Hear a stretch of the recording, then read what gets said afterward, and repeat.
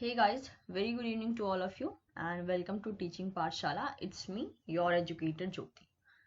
तो आज हम बात करने वाले हैं कुछ क्वेश्चंस के बारे में और ये हमने लिया है मेनली हैमिल्टन रूल से। ओके, हैमिल्टन रूल से ये क्वेश्चन लिया है और आपको पता है लगभग हर एक अटेम्प्ट में हैमिल्टन रूल से एटलीस्ट एक क्वेश्चन जो है वो चले ही आते हैं। और हैमिल्टन रूल का फॉर्मूला आई होप आप लोग को सभी को पता होगा, that is RB is greater then C, जिसमें ये जो हैमिल्टन रूल है एक्चुअल में ये रूल इस चीज को सिग्निफाई करता है कि अगर ये जो फॉर्मूला है, अगर ये पर्टिकुलर कंडीशन सेटिस्फाई होता है तभी एक ऑर्गेनिज्म जो है ऑल्ट्रिस्टिकली बिहेव कर पाता है। अब ये जो फॉर्मूला है, ओके, किसी भी टाइप का क्वेश्चन आए आपको हमेशा यही फॉर्मूला यूज करना है। इसके अलावा एक और फॉर्मूला है, ऑब्वियसली हम उसके बारे में भी बात करेंगे। तो हैमिल्टन रूल क्या कहता है? हैमिल्टन रूल कहता है कि अगर एक ऑर्गेनिज्म ऑल्ट्रिस्टिकली बिहेव करना चाहता है, for example what is the meaning of altruistically behave करना? ऑल्ट्रिस्टिकली बिहेव करने का मतलब होता है सेल्फलेस कंसर्न। दैट मीन्स कि अगर मैं किसी की हेल्प कर रही हूँ तो मैं जो है उसकी हेल्प के लिए मैं खुद का बेनिफिट नहीं देख रही हूँ, राइट? मतलब कि एक आप कह सकते हैं सेल्फलेस कंसर्न है। मैं सामने वाले की हेल्प कर रही हूँ बट इस उम्मीद से नहीं कर रही हूँ कि हाँ वो भी मुझे बदले में रिवॉर्ड देगा। That is what the altruistic act, that is the selfless concern, जिसमें दूसरों की या रिलेटिव की हेल्प की जाती है बिना किसी रिवॉर्ड को मतलब कि एक्सपेक्टेशन में लिए हुए। फाइन, तो यहाँ पे रिवॉर्ड का एक्सपेक्टेशन नहीं होता है, सिर्फ और सिर्फ हेल्प जो है वो की जाती है। तो हैमिल्टन ने कहा कि ये जो ऑल्ट्रिस्टिक एक्ट है एक्चुअल में ये तभी फेवर होता है जब ये फॉर्मूला जो है सेटिस्फाई होता है। अब ये फॉर्मूला क्या है? ये फॉर्मूला एक्चुअल में देखने में आपको लग रहा होगा RB it should be greater than C। R का मीनिंग क्या होता है? R का मीनिंग होता है genetic relatedness. Okay, genetic relatedness. अब बात आती है किसके बीच में रिलेटेडनेस? आर जो होता है जेनेटिक रिलेटेडनेस की तरह काम करता है किसके बीच में? रेसिपिएंट, यानी जो उस ऑल्ट्रिस्टिक एक्ट को रिसीव करेगा, एज वेल एज दूसरा रिलेशनशिप होता है किसके बीच में? ऑल्ट्रिस्टिक एक्टर के बीच में। ओके, एक्टर हम उसको कहते हैं जो ऑल्ट्रिस्टिकली बिहेव कर रहा होता है। मतलब कि अगर यहाँ पे मैं अगर हेल्प करती हूँ ऑल्ट्रिस्टिकली और मैं अपने ब्रदर की हेल्प कर रही हूँ, तो रिलेशन किसके बीच में देखा जाएगा? मेरे और मेरे ब्रदर के बीच में देखा जाएगा कि हमारे बीच में जेनेटिक रिलेटेडनेस कितना है, मतलब हम कितने % जीन को शेयर करते हैं। That is what the genetic relatedness. B क्या हुआ? बी हुआ कि मेरे ऑल्ट्रिस्टिकली बिहेव करने से मेरे ब्रदर को कितना ज्यादा बेनिफिट मिल रहा है, that will be B. Cost, यानी आज बिकॉज आई एम बिहेविंग, मतलब कि मैं इस टाइप से बिहेव कर रही हूँ, that is selfless. Okay, selfless concern में शो कर रही हूँ, मतलब कि जिसमें मेरा जो है कॉस्ट मुझे कुछ ना कुछ पे करना पड़ा है, मेरा कुछ ना कुछ लॉस हो रहा है। तो उसी लॉस को यहाँ दिखाया गया है, राइट? उसी लॉस को यहाँ दिखाया गया है। तो ये फॉर्मूला क्या कहता है कि अगर रिलेशनशिप इनटू बेनिफिट, अगर ये बहुत बहुत ज्यादा है as compare to the cost which altruistic actor is paying, अगर ये कंडीशन सेटिस्फाई होता है तभी देखने को मिलता है क्या? That is altruistic act. और इसी फॉर्मूले के थ्रू हम क्या कहते हैं? हैमिल्टन रूल को सेटिस्फाई करते हैं। तो आई होप आपको मालूम हो गया होगा कि यहाँ पे R क्या है, B क्या है, C क्या है, राइट? R जो है वो जेनेटिक रिलेटेडनेस है, B क्या है? B है बेनिफिट, किसको मिलता है? रेसिपिएंट को मिलता है, राइट? हमेशा जो है रेसिपिएंट को बेनिफिट मिल रहा होता है। और C क्या है? कॉस्ट। कॉस्ट कौन पे कर रहा होता है? एक्टर, जो ऑल्ट्रिस्टिकली बिहेव कर रहा होता है।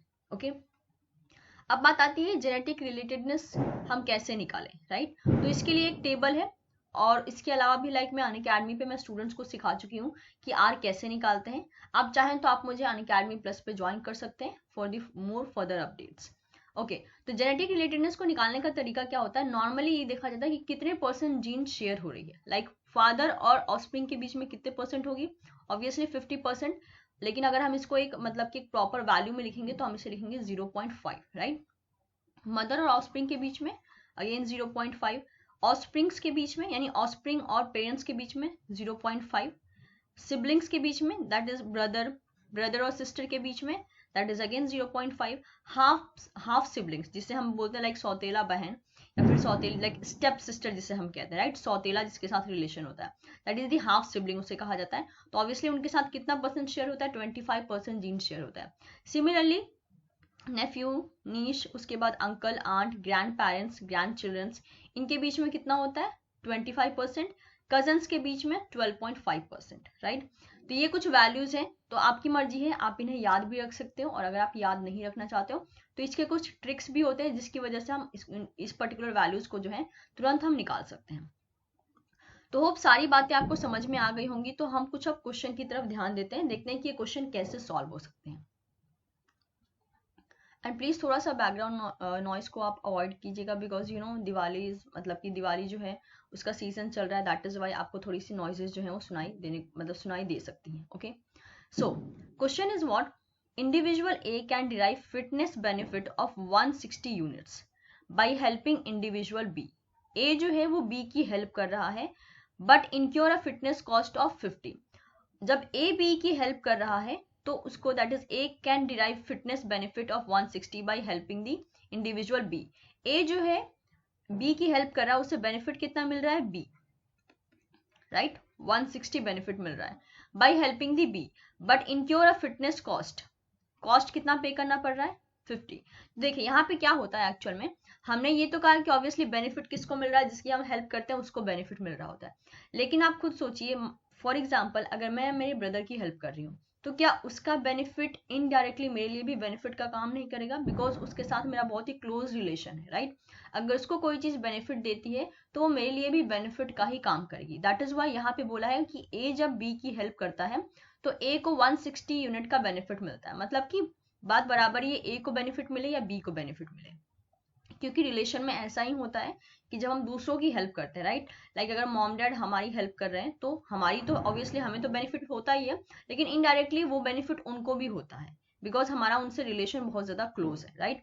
तो इसी वे में जो है बेनिफिट कितना है 160 है और कॉस्ट कितना पे करना पड़ रहा है, ए को 50 पे करना पड़ रहा है। इसके बाद बोला गया है so but incur a fitness cost of 50 unit in doing so following a Hamilton rule, और हैमिल्टन रूल को फॉलो किया जा रहा है। A should help B only if B is, अगर आप ऑप्शन देखें तो यहाँ पे क्या पूछा गया है कि A और B के बीच में ये जो ऑल्ट्रिस्टिक एक्ट है वो कौन से केस में जो है परफॉर्म होगा, मतलब ऐसा कौन सा कंडीशन होगा जिसमें कि ये पर्टिकुलर जो ऑल्ट्रिस्टिक एक्ट है वो परफॉर्म किया जाए। कहने का मतलब है कि ए और बी के बीच में ऐसा क्या रिलेशन है जिसकी वजह से बेनिफिट जो है 160 मिल रहा है और कॉस्ट 50 मिल रहा है और ऑल्ट्रिस्टिक एक्ट जो है वो परफॉर्म किया जा रहा है। यानी यहाँ पे आपको निकालना क्या है, आपको यहाँ पे आर निकालना है, बिकॉज आर ही एक ऐसा वैल्यू है जो कि ये बताता है कि रिलेशन क्या है, राइट, रिलेशन क्या है। अभी मैंने आपको एक टेबल दिखाया जिससे आप इजीली फाइंड कर सकते हो कि रिलेशन क्या है। तो हमारे पास एक ही फॉर्मूला है, that is R B is greater than C, right, R B is greater than C. अगर मुझे पता है कि मुझे क्या निकालना है, आर निकालना है, तो आर को मैं यहाँ पे एज इट इज रखूंगी, साइन एज इट इज रहेगा, सी बाई बी लेके चली आऊंगी, राइट। मैंने बस रीअरेंज कर दिया, राइट, इस फॉर्मूले को बस मैंने रीअरेंज कर दिया है। तो देखिए क्या आ रहा है, आर एज इट इज ही रहेगा, सी कितना यहाँ पे 50 है, राइट, 50 है, और बी कितना है 160 है। इसको सॉल्व करने पे क्या आएगा, that is R is greater than 0.3। तो आर जो है वो ग्रेटर देन 0.3 निकला, right, R is greater than 0.3, यानी आर जो है जेनेटिक रिलेटेडनेस जो है 0.3 से ज्यादा होगा। और अगर हम अपना टेबल देखें, जो यहाँ पे जेनेटिक रिलेटेडनेस का जो टेबल है, अगर हम वो टेबल देखें तो आपको देखने से मालूम होगा कि यहाँ पे सिर्फ 0.5 वाली ही वैल्यू है जो कि 0.3 से ज्यादा है।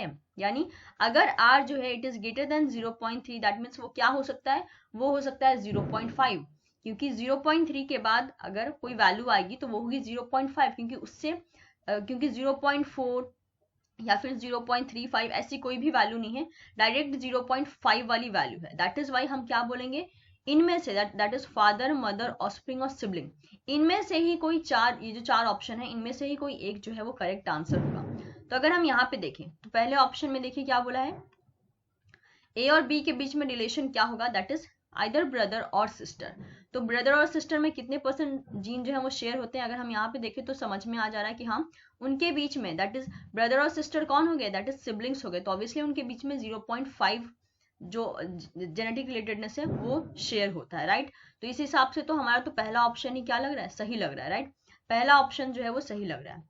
सेकेंड देखिए फर्स्ट कजन्स, कजन्स में क्या होता है, कजन्स में कितना कितना परसेंट शेयर होता है, दैट इज 12% शेयर होता है, 12.5% शेयर होता है। अगर हम उसको नॉर्मल नंबर में चेंज करें तो कितना हो जाएगा 0.15। जो कि 3 से काफी छोटा हो गया, लेकिन r जो है वो 0.3 से बड़ा होना चाहिए, राइट। उसके बाद है कजन्स और अंकल यार। तो कजन्स में कितना हो जाता है, कजन्स में अगेन 0.12 हो जाता है, और अंकल में कितना हो जाता है, दैट इज 0.25 हो जाता है, जो कि 0.3 से छोटे वैल्यू है, बड़ी वैल्यू नहीं है। नेफ्यू और नीश में क्या हो जाता है, अगेन ये 0.25 हो जाता है। तो आप देख सकते हैं सिर्फ यही एक वैल्यू है जो कि 0.5 है, और r जो है it should be greater than 0.3, जो कि हो सकता है 0.5। दैट इज वाई इस क्वेश्चन का जो आंसर होगा वो होगा आंसर 1। नेक्स्ट वीडियो में अगेन हम कुछ और क्वेश्चन के साथ डील करेंगे जो कि हैमिल्टन रूल से ही पूछे गए हैं।